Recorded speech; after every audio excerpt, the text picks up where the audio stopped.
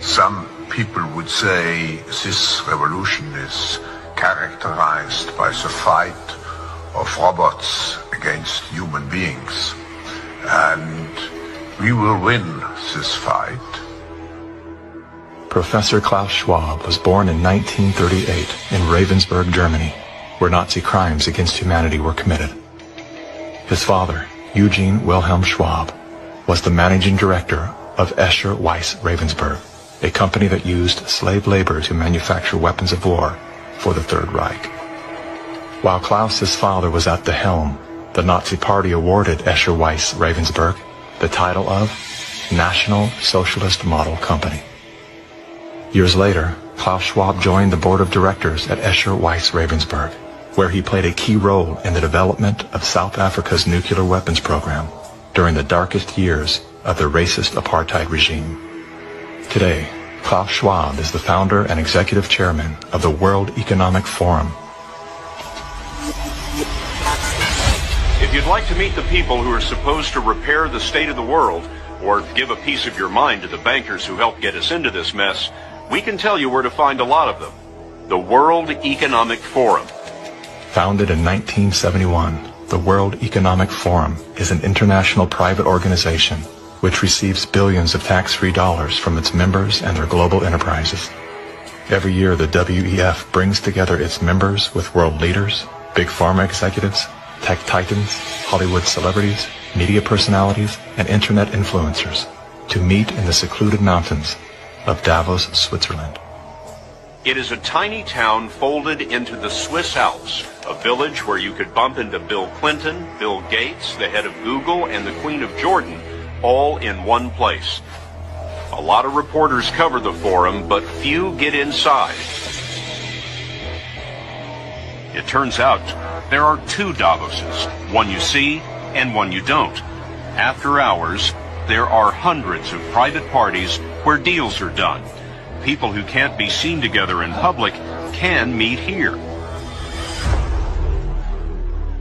Your Royal Highnesses, Excellencies, distinguished heads of state and government, the future is built by us, by a powerful community as you here in this room.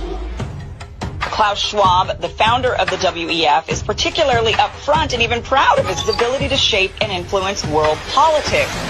I created the community of global shapers as a means, as a force to shape our common future. And of course, their Global Young Leaders program is a grooming ground so that when they ultimately infiltrate cabinets, We penetrate the cabinets. they will likely tend to govern a certain way. Nobody will be safe if not everybody is vaccinated. The names and the countries he mentioned ended up being some of the most dystopian and authoritative during this pandemic. Names like Ms. Merkel, Vladimir Putin, and so on. Other names? Jacinda Ardern, Sebastian Kurz, Mauricio Macri, Mark Zuckerberg, Jack Ma, Gavin Newsom, Stéphane Bancel, Chelsea Clinton, Leonardo DiCaprio, Sanjay Gupta, Dr. Leana Wen, Alexander and Jonathan Soros, George Soros' sons, and several of the Rothschilds. And of course, Now who could represent such a world better than you, Prime Minister? In 2014, Klaus Schwab called for the Great Reset, We need a great reset. which he positioned as the solution to the world's most urgent issues. The dark reality of Schwab's agenda is detailed in his best-selling book, COVID-19, The Great Reset.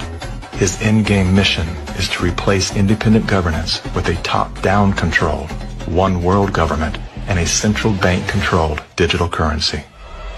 When they say, you'll be happy, what they mean is, you'll be enslaved. That's why they're talking about a great reset. That's why they're talking about introducing this quasi-communist, quasi-socialist agenda. They know we've run the course where we cannot continue down the path of the ever-increasing indebtedness because we have a generation that quite literally cannot afford to buy a house. Millions of Americans are priced out of buying a home. And so it's easy to tell that generation, We're going to forgive your college debt. Student debt relief. And set your expectations lower. You're going to rent forever. We're going to celebrate the tiny house movement. We're going to do all of these things which sound cool because they're shaping our narrative so that we become capable of expecting less.